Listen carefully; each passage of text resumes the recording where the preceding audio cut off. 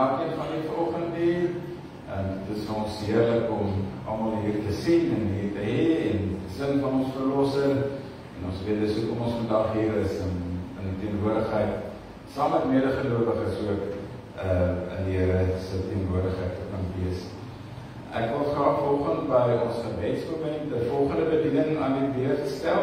Jy weet dat ons aan die begin van die jaar al die bedieninge net weer onder die gemeente se aandag bring en dat ons dan ook so voorbereiding vra vir die verskillende bedieninge.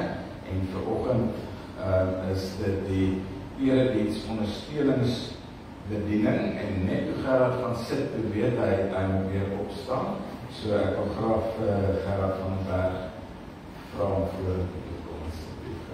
Hoe as hy met 'n papier kom, dan gaan dit 'n lang lys wees.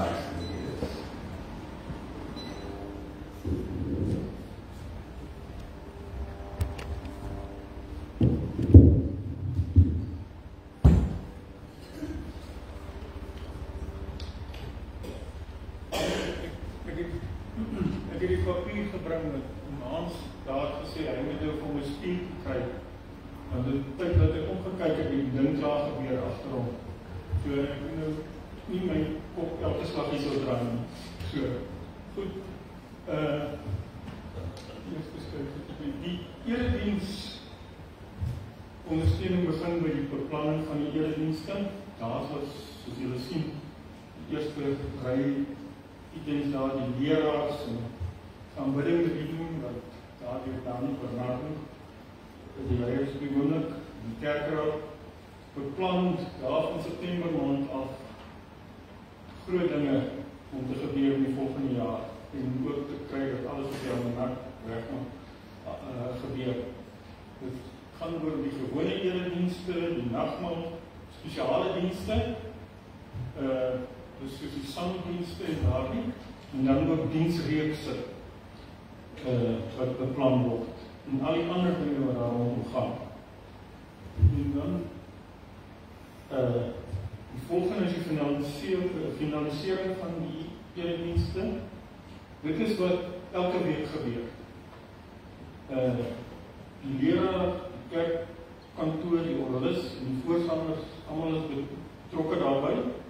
Die blomme wat gedoen word, die letterbord, se dinge, die koster in sy span, en dan erediensondersteuning, ons moet bietjie weet wat gaan gebeur. En al daardie dinge gebeur elke week, van, ek kan amper sê, voor die week geëindig het en begin dit weer. En dan, volgende is die erediens self. Daar is klomp mense betrokke soos julle daar kan sien. Al daai goed moet elke week geplan word. En by elkeen van daai dinge is 'n span mense betrokke. En of 'n sekere leierpersoon wat voorrang neem daarvan. En dan om te sorg dat elkeen van daai dinge glad verloop gedurende die diens. Dus julle kan self aanwees wat is als aan gebeur elke week. Nou die groot ding waar ons by uitkom vandag is, waar kan julle help? Soos julle kan sien, daar is ons by die letterbord, het ons 'n span nodig, die klankbord, het ons 'n span nodig, die deurdienste, julle kan maar daar aanmeld, daar is Wessel, daar is ons Dani, wat die dinge daar so reël, julle kan gerus hulle kontak.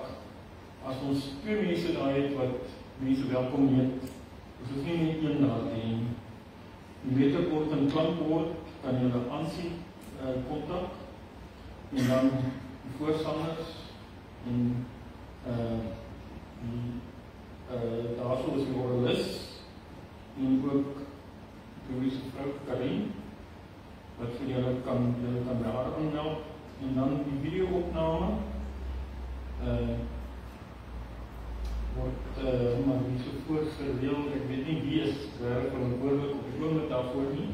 En dan by die nagmaal dienste het ons mense nodig. So as julle bereid is om te help, daarvoor sal ek baie wees dat julle kan aanmeld. En dan is daar ook die mense wat julle aan die einde van die diens vir ons sorg dat ons lekker koffie en thee kan drink.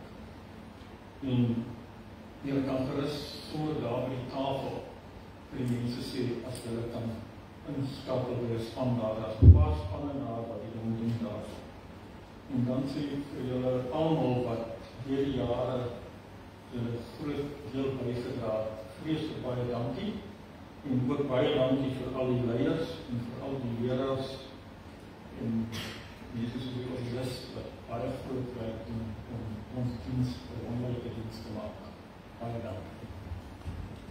Gerard, voordat jy loop, ek wil net vir jou sê, staan net hier, jy is die persoon wat die monitor geïnstalleer het, en jy is die voorsitter van die erediens ondersteuningsbediening, maar dan kyk jy elke keer om wat agter op die bord aangaan, terwyl jy net daar kan kyk. So, hier is daar nog steeds hier ons sal nog vir jou punt.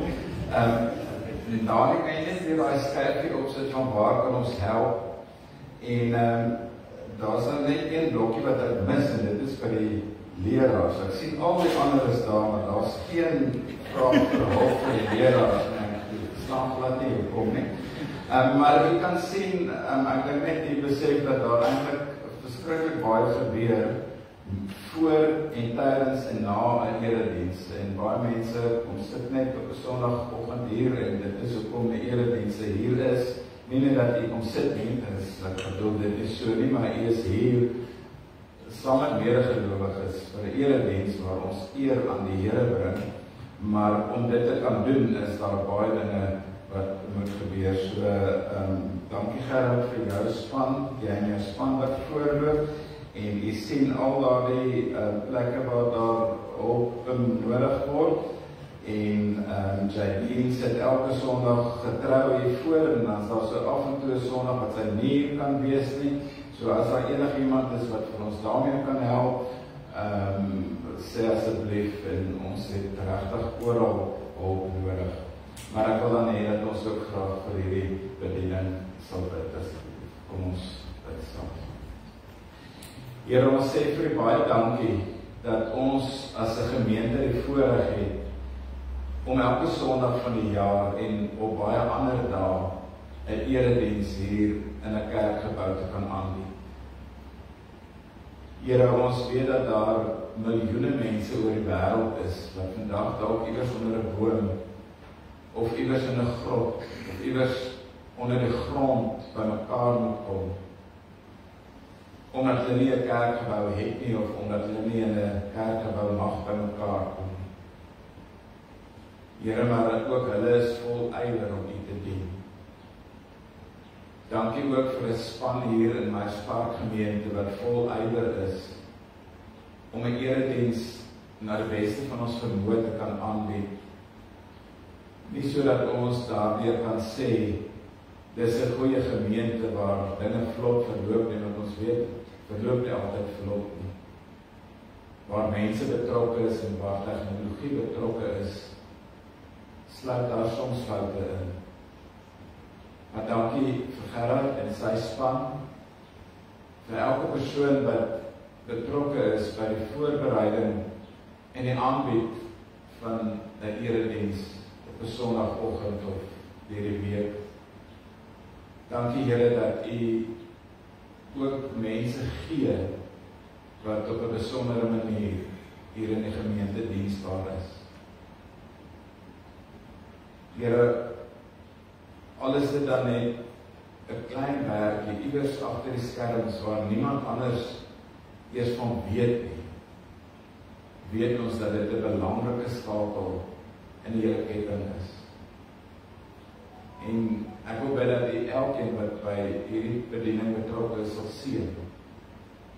En as jy dit vandag op iemand se hart lê om hierby betrokke te raak, laat dit dan ook daardie oorreding kry om te sê, maar hier is ek wil ook graag help, ek wil ook betrokke wees.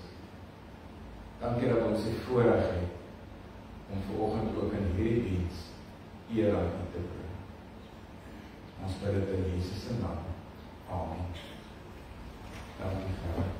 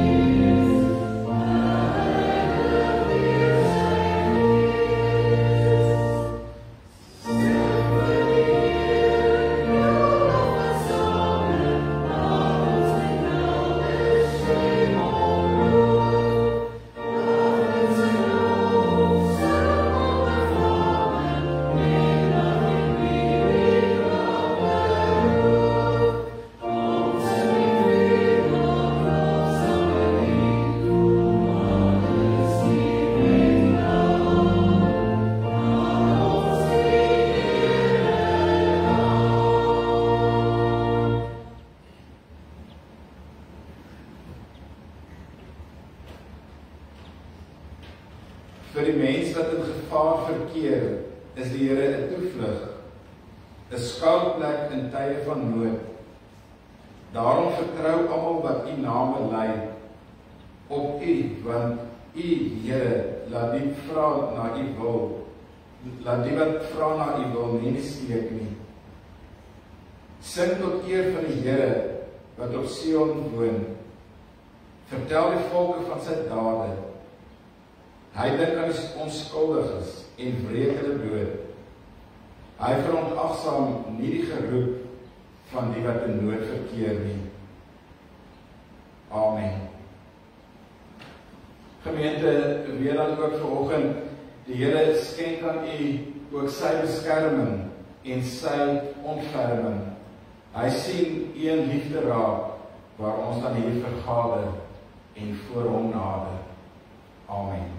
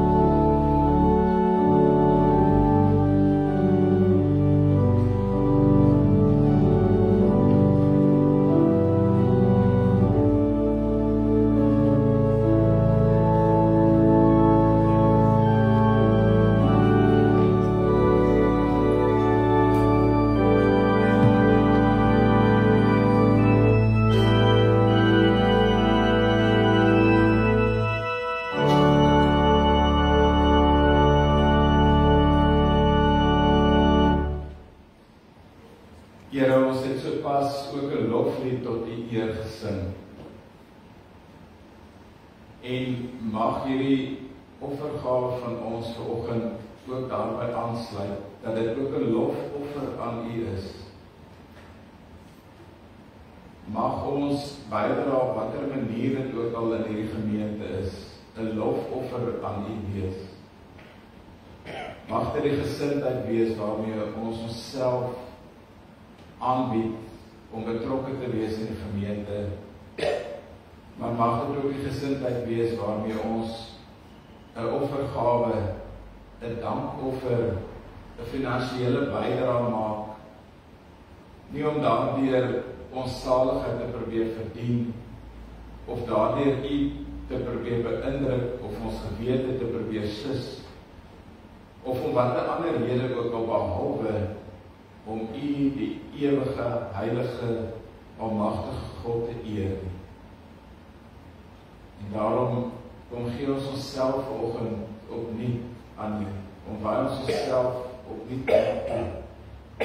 Soos Here, hier is ons, gebruik ons.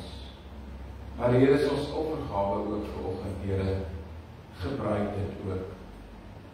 Ons bid dit in Jesus se naam. Amen.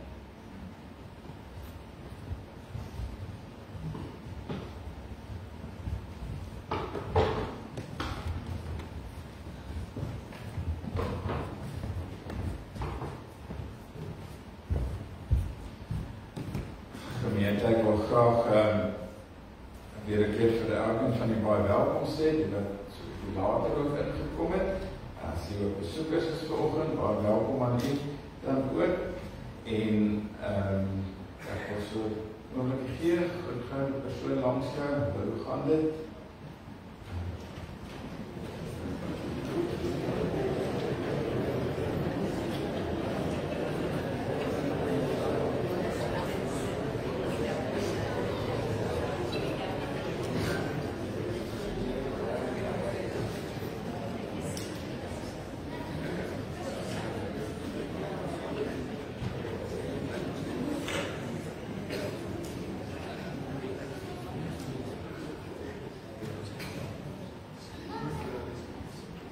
Goed, as ons dan so vinnig kyk na ons familienuus vanoggend, die program vir die week, ken nie, dit gaan hierdie week alles weer normaal voor, Dinsdagoggend se erediens by Burgers Afgereoord, Woensdag senior Bybelstudie 9 en dan 11:00, 18:00, het ek nou vir julle 'n groot verrassing, ons gaan 'n bietjie fliek kyk en popcorn eet. Julle weet, ek gebruik nie sommer 'n Engelse woord, en ek kan nie van springmeelies vra, maar springmeelies en popcorn is dan net nie dieselfde as jy gaan fliek. So, almal baie welkom, wat graag daarby wil inskakel, asseblief, weet net, jy is baie welkom, dis nie 'n eksklusiewe groepie wat lidmaatskap betaal en daar staan iemand by die deur en tik af of jy daar mag wees of nie mag wees nie. Enige een baie welkom by die Bybelstudie of teen dan by aksie omgee en dan 11:15 ook Bybelstudie by Willow tyd. En dan is daar 'n hele klompie name op ons gebedslys, jy sien hulle almal daar, van hulle in die hospitaal, van hulle was in die hospitaal, sterk aan, by die huis of by ander fasiliteite, soos Freddy Kreer wat by 'n fasiliteit aansterk, en dan is Belana Goosen in Groenhoof Hospitaal, en dan die Wilna Martens is in Wilgers Hospitaal, ek weet nie of sy nog daar is nie, is sy nog? Sy is by die huis, goed. Ek was by haar gewees Vrydag, en dan Donderdag, en dan is Herman Koch in die hospitaal, was by hom Vrydag gewees. So kom ons bid dan ook vir hulle, ook vir mense, so daar die eerste klompie mense is almal mense wat kanker het of ander langdurige siektes, so kom ons bid maar vir elkeen wat daar op die gebedslys is. Dan is daar ook nuwe lidmate by ons. Die sien nou omtrent elke week hierdie afgelope tyd verwelkom ons nuwe persone hier in die gemeente. Vanoggend wil ek vir Petra Ackerman amptelik welkom sê. Sy is al so van die begin van die jaar af omtrent so in Januarie wat Petra hier by ons inskakel en ek het nou iemand anders ook so vandag ontmoet wat ook nie by ons inskakel van die Esther Marx van Wilgers afgereoor Petra's van Willowestein. Nou, ek wil nou graag vir julle ook daar 'n verwelkomingspresentie gee en 2 weke gelede toe ek dit gedoen het, toe was daar iemand anders nie hier nie en verlede week was hulle hier en toe kon ek nie hulle naam onthou en vandag ken ek hulle naam en as hulle weer nie hier nie. So ek wil dan net vir Petra dat die Esther dan vra om maar vir julle net so 'n klein geskenkie voor te kom kry asseblief. Weet ek, stel julle nou so 'n bietjie in die kalklig.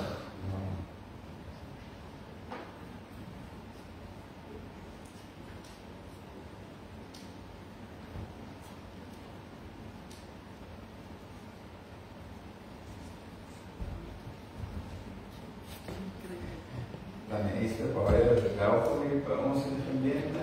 Word dan van regtig gelukkig wees hier en dan het dan 'n geestelike tuiste gaan wees. Ek is baie bly. Petra, self vir jou baie welkom hier by ons. So.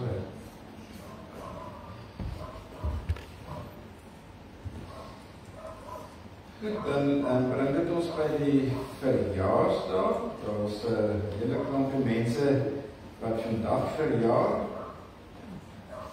En ons wil graag vir hulle geluk sê. Vandag verjaar oom Dirk Loubser en tannie Sari Hoyer en die 11de tannie Mynie. Tannie Mynie is hier vanoggend nie. En die 13de oom Kosie Snyman, tannie Anita van Staal. Dit is allemaal hier nie. Voordat toe kom die wat hier is.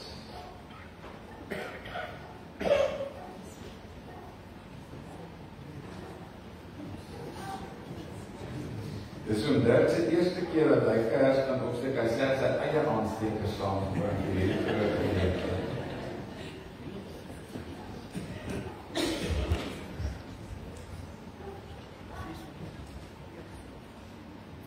So oom het my gejok. Oom gesê oom het oom sy eie aansteker gebring. Nee, dit is nie kers wat lewe nie oom, of die aansteker en dis die aansteker ja, wat die aansteker gebruik.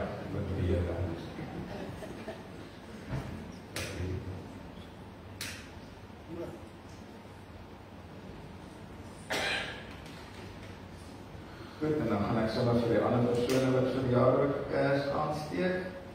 En dan weet ek, Beda Blighner verjaar ook vandag. Beda is ook op ons gebedslys, sy kankerbehandeling, maar ek het gehoor by die buurman, dat Pieter en Beda is in die hulp. Ons balans die hulp. Goed, maar dit is met vakansie. Ander wat in die week verjaar, Loos Senai verjaar, Amanda, wanneer verjaar die Amanda? Môre. Goed, nog. En Senai, wanneer verjaar jy? Woensdag. Groot baie geluk. Dan ook vir julle. Kom ons sing dan ook vir oom Dirk en al die ander mense.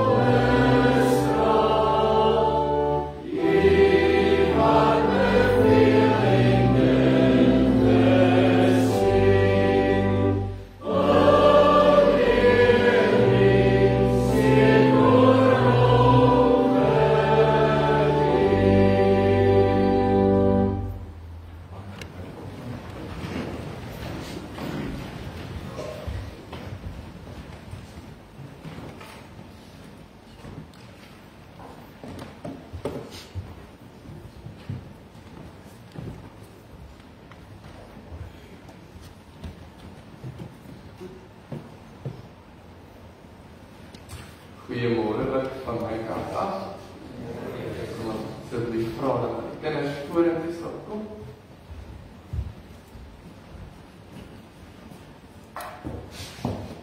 En julle het nou gehoor, Woensdag wat kom, vir jou een van ons kinders. So ek vir jou vra, sien hy of jy vandag sal uitdeel. So sal almal wat vir jou is, asseblief julle hande opsteek. Interessant, en daai kant, kom ons kyk, dat ek ook nog iemand vra net daai kant af te gaan. Sal jy vir ons hierdie kant hanteer. Steek asseblief julle hande op, hulle kan sien. As jy hand nie self opleiding gebruik, maar nog een om daar te hê.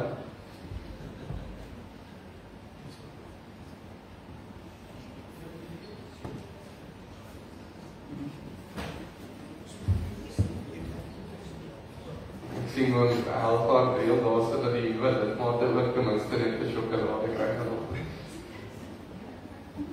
Goed, dit was enige iemand gemis.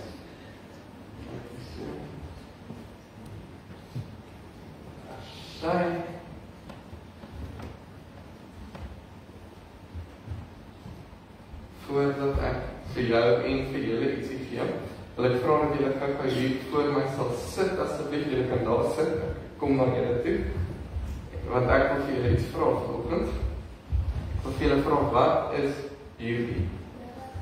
Okay. En as die knoppie druk, gebeur al niks nie, hy is baie flou. Goed. Maar, hy is veronderstel om te werk, maar sien julle 'n kragprop op hierdie lig? Ek beloof hy werk, ek kan julle nie niks sien nie. Hy gebruik wat? Daai ding, weet julle wat dit is, as dit nou by hom gehoor? Weet julle wat daai ding is? Dit is sonkrag, ja, dit is 'n sonpaneel, so ek het hom duidelik net nie lang genoeg in die son gehou nie. So, wat dit dan ook beteken is, wat ek julle sou gebeur het, as ek hom gisteraan heel aand lank in 'n kas gesit het en hom vanoggend vir julle wou aansit. Dit sou gebeur het, nee. Presies net hierdie. Maar as ek hom mooi in die son gelos het, wat ek julle sal dan gebeur. Dan sal hy natuurlik aangaan. So, hierdie lig kan nie op sy eie skyn nie. Hy het die son nodig om te skyn. Nee, julle stem almal saam met my. Net so het ons ook die Here se lig nodig om te kan skyn. Julle onthou laasweek het Erik so gepreek oor Jesus se lig wat deur ons kan skyn en uit ons uitstraal. As ons ver van God af leef en nie na hom luister nie, dan is dit asof ons onsself in 'n kas sit. En dan sit ons nou maar soos 'n lig wat nie kan aangaan nie. Kyk, gaan julle dit onthou? So net soos dat hierdie lig die son nodig het, of 'n blommetjie die son nodig het ons vir Jesus nodig om te kan skyn. Kyk. En julle lyk goed as julle skyn, soos moet dit doen. Nou wil ek vir julle vra, kan ons almal gou hande vashou asseblief en bid ons saam.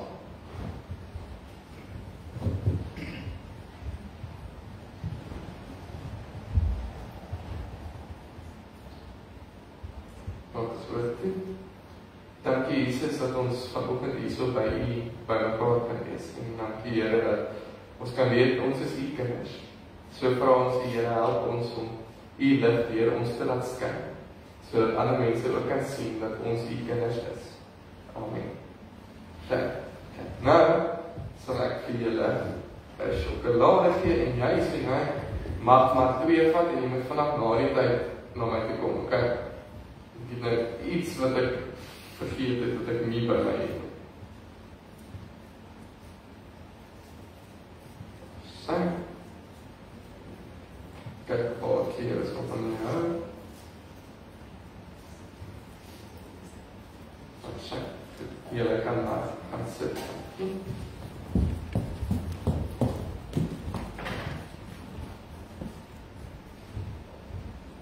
Ek wil vir julle beloof, ek het vanoggend hierdie lig aangesit en dit mooi gewerk. Ek weet nie wat in die tussentyd gebeur het.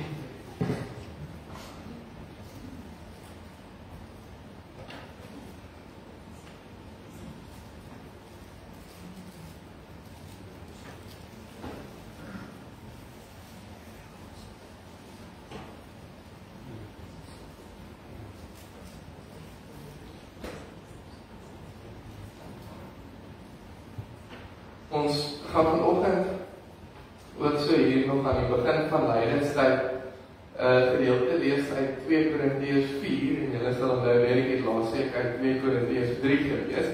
So ons gaan daarby aansluit, maar ons gaan ook sien hoe Paulus ook verder hierdie pad stap. Voordat ons dit gaan doen, gaan ek vra dat ons lied 2:7 as die geeste sal staan.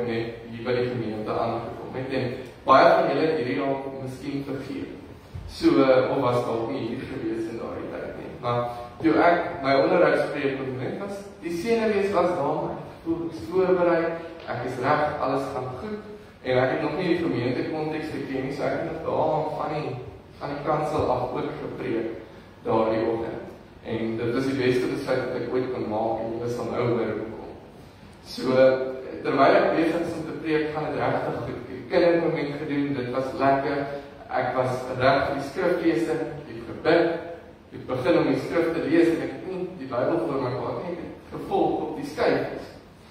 En om een of ander rede het ek nie die tweede skyfie van die skriflesing daarin gesit nie. En soos wat ek dit vergeet het, toe vir 'n oomblik, daar blyklik kon niemand dit sien, maar vir 'n oomblik het alles hier binne my styf getrek, soos ook, is die moontlikheid van my ervaring weg. Want dit is so, ek so langs my kyk, dis daai groot Bybel hier langs. En dis die Bybel letterlik my leiding op daai oggend. Want ek kom net so stil weg, en ek maak oop waar ek moet wees, en ek sê, ek sien die skyfies nie hier nie, en ek lees net verder. Maar my intensie met daai oggend was natuurlik om my beste voet voor te sit, om vir die gemeente te wys, al het ek nou net klaar beswaar, ek kan darm hierdie werk doen. Ek kan darm 'n dominee wees. Selfs met die onderrig, kan nie die vraag voorberei nie, maar ek wou seker maak, is my liggaamstaal darm reg, lyk ek darm of ek weet waarvan ek praat, al doen ek nie weet, maar kom ek darm goed voor. En dan wil ek 'n tweede ding vir julle vertel, hierdie sal hopelik net nou sin maak. Maar die tweede ding was toe ons net daar by die kampterrein aankom, sien ons eers 'n man sonder 'n hemp, maar dis nie op wie ek wil fokus nie. Hy was sonder 'n hemp want hulle was besig om te werk. Daar was hierdie klomp kleipotte daar gewees wat hulle gesit en verf. En meeste van die potte was in 'n redelike goeie toestand, maar een van hierdie potte se een kant was eintlik heeltemal weggebreek. Maar nietemin het iemand gesit en hy het hierdie kleipot so mooi as moontlik geverf. En hy het gesê, weet jy wat, ons sal hierdie kleipot nou maar net ergens te sit met die voorkant wys, dat mense nou nie die stuk in die agterkant kan sien nie. So hou hierdie twee stories in gedagte en sê vir my na die tyd of 'n darm sin gemaak het hoekom ek dit vertel het. Vereers, kom ons lees saam uit 2 Korintiërs 4 vanaf vers 7 tot 11 en ook vers 16 tot 18. Ons wat hierdie skat in ons het, is maar kleipotte wat maklik breek. Die krag wat alles oortref, kom dus van God, nie van ons nie. In alles word ons verdruk, maar ons is nie te meer gedruk nie. Ons is oor raad verleë, maar nie radeloos nie. Ons word vervolg, maar nie deur God verlaat nie. Op die grond neergegooi, maar nie vernietig nie. Die sterwe van Jesus dra ons altyd saam in ons liggaam, sodat ook die lewe van Jesus sigbaar kan word in ons liggaam. Voortdurend word ons wat lewe terwille van Jesus uitgelewer aan die dood, sodat ons ook in ons sterflike bestaan die lewe van Jesus sigbaar word. Om hierdie rede word ons nie moedeloos nie. Al is ons uiterlik besig om te vergaan, innerlik word ons van dag tot dag vernuwe. Ons swaar kry in hierdie lewe is maar geruk en gaan verby, maar dit loop vir ons uit op 'n heerlikheid wat alles verre weg oortref en wat ewig bly. Ons oog is nie op die sigbare dinge gerig nie, maar op die onsigbare. Want die sigbare dinge is tydelik, maar die onsigbare is ewig.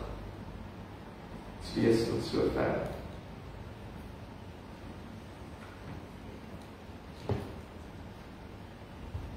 Nou, Derek het laasweek vertel dat beide van die briewe van Korintiërs eintlik 'n bietjie van 'n stryd is waarin Paulus is met hierdie gemeente in Korinthe. In die eerste brief aan Korintiërs is hulle so besig met geestelike gawes. Die gawes om in tale te kan praat, die gawe om te kan profeteer. En nie omdat hulle dit so graag wil doen nie, maar juist om te kan spog oor die gawes wat hulle het. En dis dan in 1 Korintiërs vir die baie bekende gedeelte staan wat sê, maar die liefde is groter as alles. Eerder as wat jy enige ander gawes jaag die liefde na. Maar tog, die konteks van Korinthe was van so 'n aard dat dit baie maklik was om in daardie selfde lotval te verval. En Derek het laasweek gesê dat daar ander apostels gekom het, wat eintlik Paulus, wat die gemeente in Korinthe gestig het, sy apostelskap bevraagteken het. En mens kan eintlik sy tong in die kies sê, hulle was hierdie super apostels gewees. Hulle het gekom met getuigskrifte van ander gemeentes wat sê hoe wonderlik en fantasties hulle is. Weet, hulle het goed gelyk, hulle het daarin mooi gepraat. Hulle het daarin nooit enige skyfies uitgegee wanneer hulle kom preek het by 'n gemeente nie. Sou hulle skyfies gehad het. Weet, hulle was uitstekend en hulle het mense geld gevra om te kom preek vir hulle. Waar Paulus daarteenoor nie noodwendig so spoggerige lewe gehad het nie. Paulus se bediening was nie een wat gelei het tot hierdie groot, wonderlike aardse sukses nie. Derek het laasweek self gesê, Paulus het tente gemaak om aan die lewe te bly. Hy het verniet hier in die gemeentes gewerk en hy het ander werk gedoen om aan die lewe te kan bly. Paulus se apostelskap was gekenmerk deur swaar kry. Dink by jouself, hoeveel keer was Paulus in die tronk gewees? Hoeveel keer was hy in die moeilikheid? Paulus het nie die maklikste lewe geleef nie. En vir die Korinte wat al klaar gedagtes gehad het wat geneig het na spoggerigheid en 'n goeie, lekker lewe wat graag wou goed lyk, was die boodskap van hierdie superapostels wat gesê het, maar jy kan eintlik nie kry wat jy wil hê. 'n Baie lekker boodskap om te hoor. Dit was vir hulle lekker om te kan sê, maar ons apostels, kyk, hulle is vurig, hulle kan praat, kyk, hulle doen die wonderlikste goed. En hulle is nog suksesvol ook, hulle is ryk. Hoe wonderlik is dit, net hulle kon spog oor hierdie apostels wat by hulle was, wat hulle geleer het. En so kon hulle dan vir hulle self regverdig as hulle hierdie wonderlike goeie lewe het. En so was Paulus in 'n posisie waar hy eintlik noodgedwonge weer hierdie mense op die regte pad moes help, om hulle weer op 'n plek te kry wat hulle die werklikheid van die evangelie kan sien.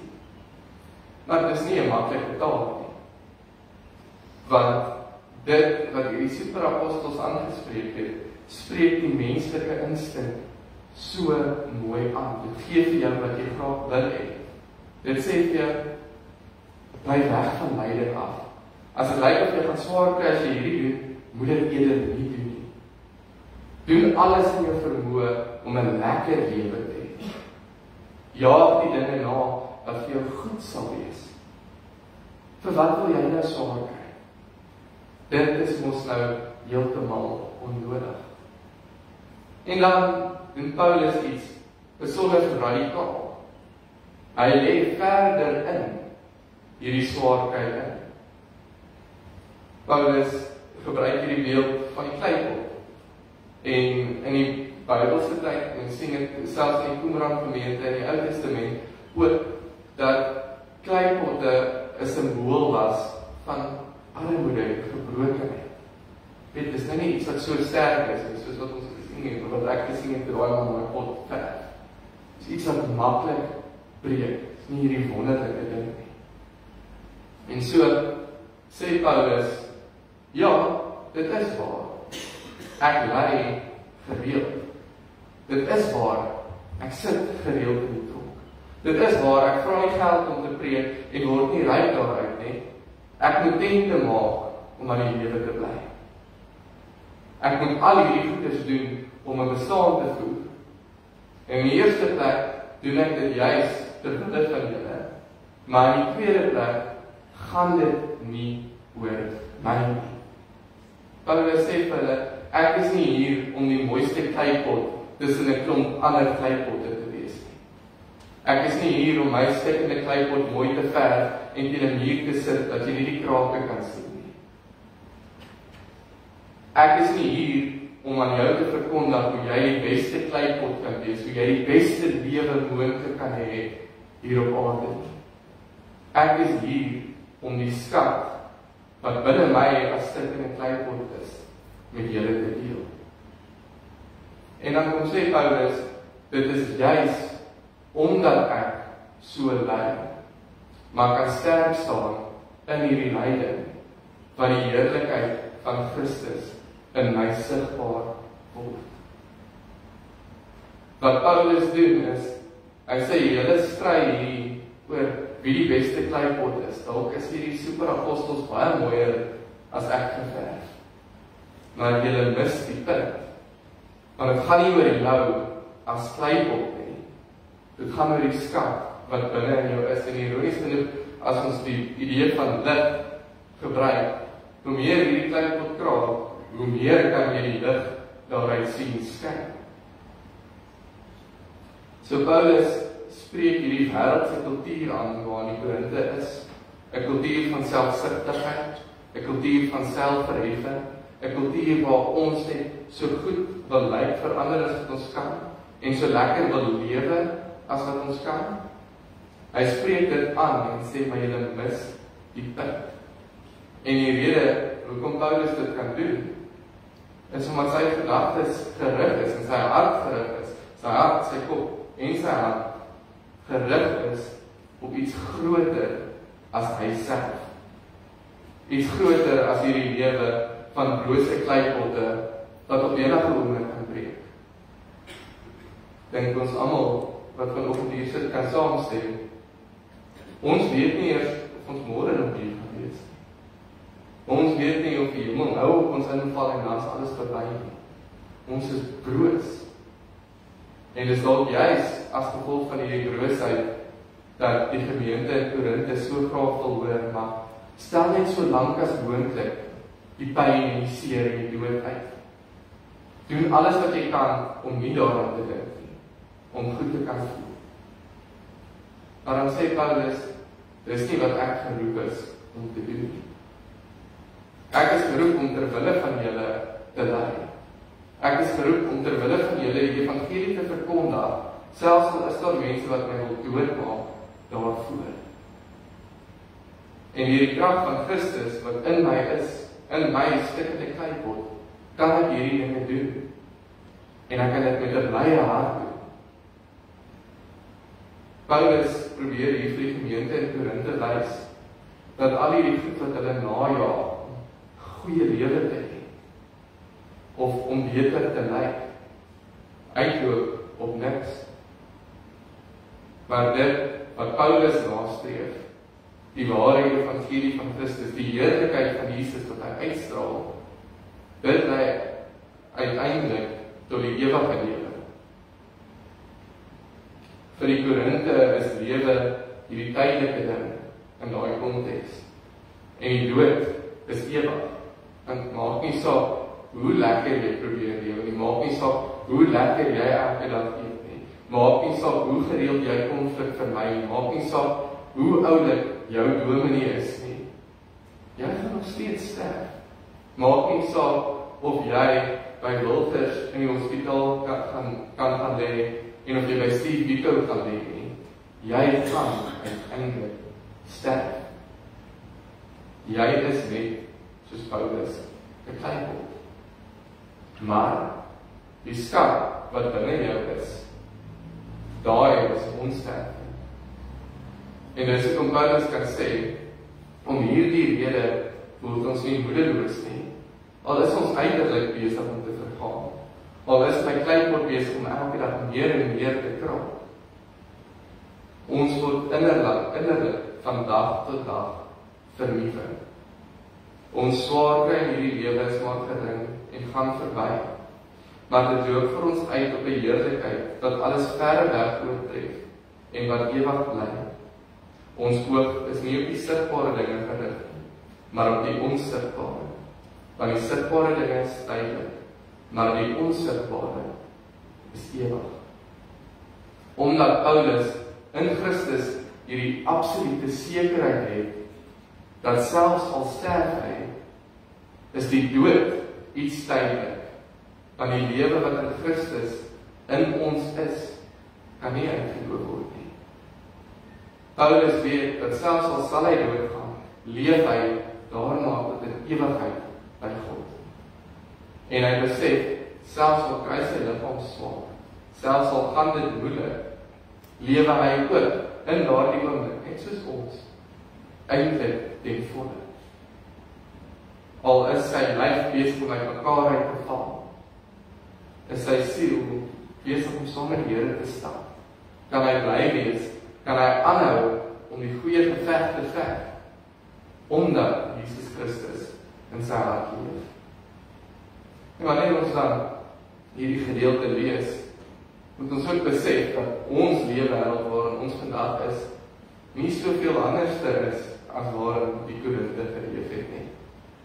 Ons lewe ook in 'n wêreld waar materialisme die belangrikste ding is, met diskant individualisme. Ons menslike instink is om te oorleef. Ons menslike instink is om pyn en lyding en swaarheid so ver as moontlik te vermy. En dis nie altyd in 'n groter skaal nie. Dikwels is dit wanneer jy vir iemand wat jy lief is, as jy ontstel is met hulle, of hulle het iets gedoen wat jou seermaak. En eerder as om iets daar te sê, bly jy maar stil. Want konflik is nie lekker nie. Om vas te sit oor iets, breek hierdie klein pot waar ons is oop. En ons wil dit nie hê nie. En so probeer ons klein pot so beskerm, dat ons vergeet dat die skat binne ons is. Ons probeer eintlik so keer dat die heerlikheid van Christus uit ons uit kan straal, want ons wil ons Bybel beskerm. Ons wil so graag net 'n lekker lewe kan leef. En so is lydingstyd juist 'n tyd waar ons presies die teenoorgestelde doen. Almal van julle sal weet so in lydingstyd van as Woensdag af, is daar 40 dae waar jy iets vas, waar jy sê, hierdie ding wat vir my belangrik is, dit gaan ek los. En dit word baie maklik eintlik, kan jy net in Engels woord dink, dit word hierdie gimmick wat ons doen. Ag, kyk hoe oulik is ek gaan nie brood eet vir 40 dae nie, want ek geniet tog brood so baie. En as daai 40 dae verby is, dan bestel jy al die brood in die wêreld, alle soorte brood, en jy smeer dit so dik laag botter, want jy het nou lank genoeg gesukkel. Maar die idee van lydingstyd is nie eintlik dit nie. Die idee van lydingstyd is om te sê, maar Here, help my om te sterf in al hierdie dinge, wat keer dat U heerlikheid met my uitstraal. Help my om te sterf in al hierdie dinge, waarby ek my klein pot wil beskerm. Help my om te sterf aan al hierdie dinge wat maak, dat ek sonder om eg te wees in hierdie wêreld leef. As jy iets wil vas in lydingstyd, vasstel jou gewoonte om te lieg wanneer dit vir jou gemaklik is. As jy wil vas in iets tydens lydingstyd, vasstel in jou gereelde konflikvermyding, wat later in elk geval op 'n groter geveg opeindig.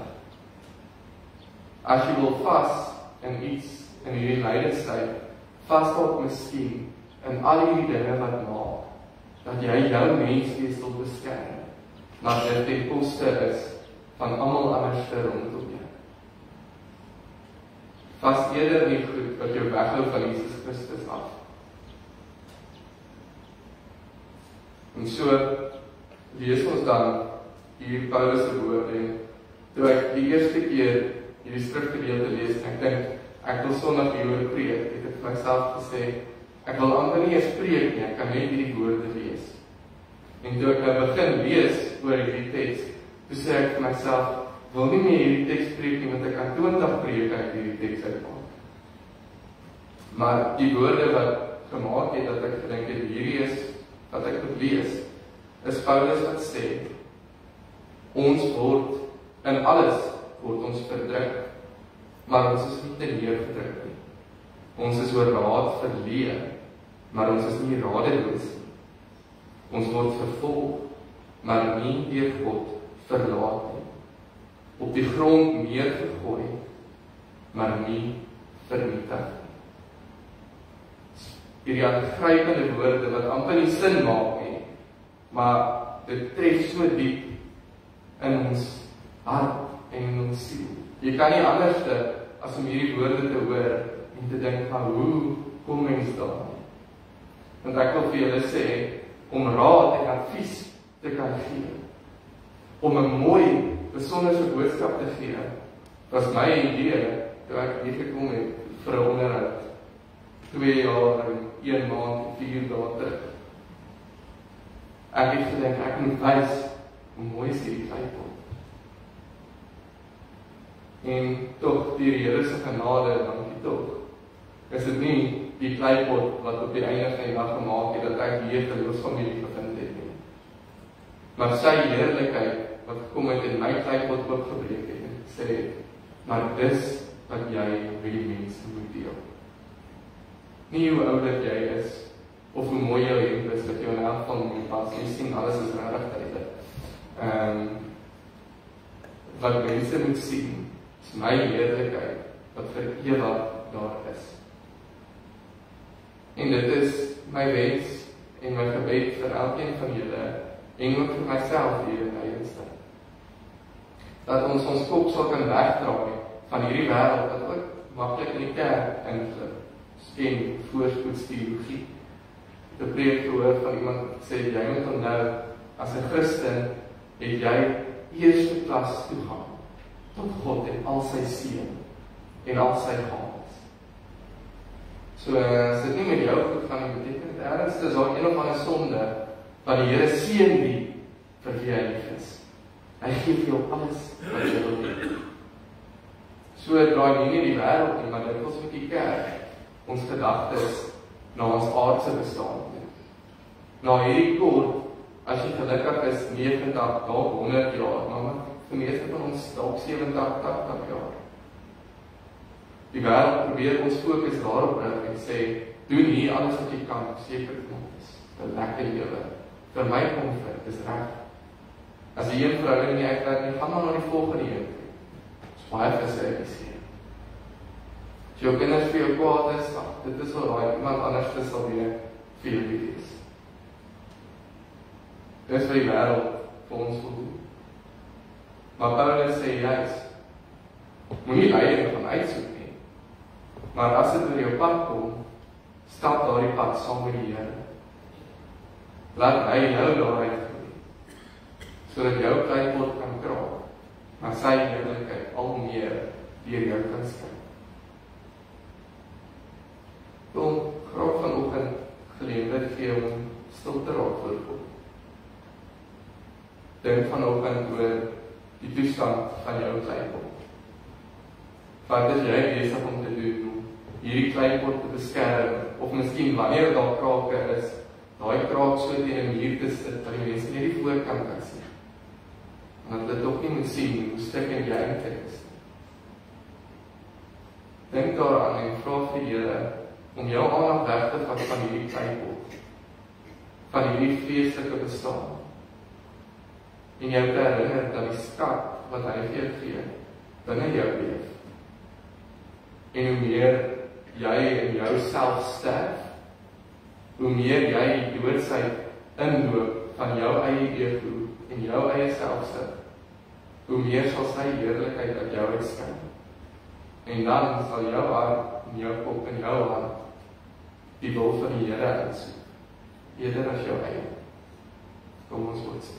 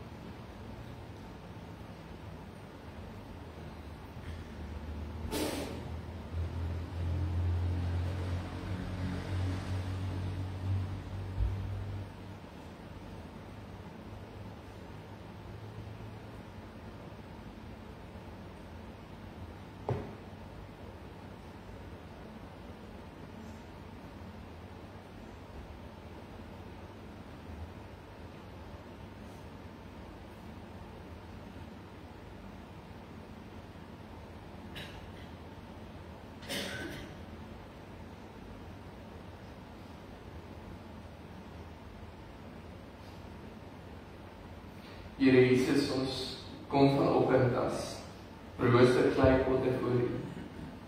Here, nie om te vra om die krake wat ons het, vir ons te kom regmaak nie.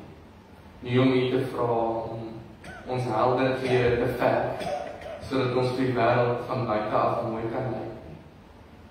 Maar Here, ons kom bid vanoggend, net soos laasweek, dat U ons sal help om te groei van heerlikheid tot heerlikheid. Here, laat ons eie waan, ons selfsug, al die dinge wat ons so najaag, van ons afstort.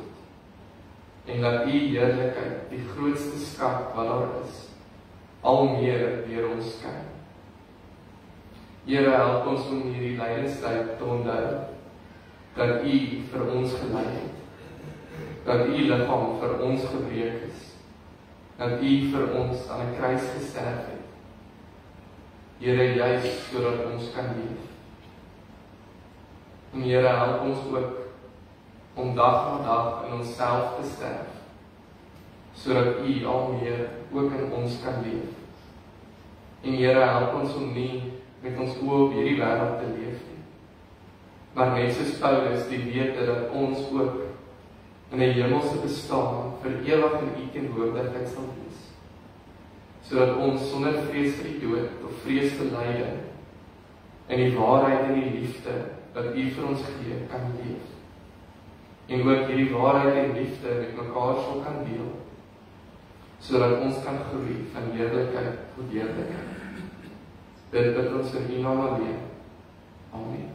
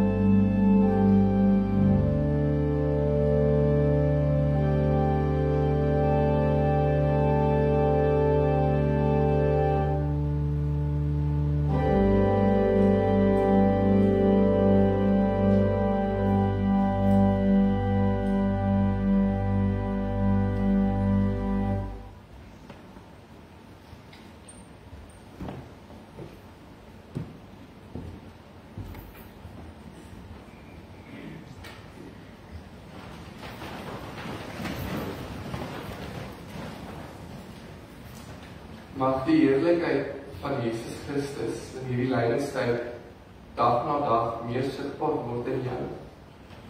En as jy verdruk word, mag jy nooit teneergedruk word nie.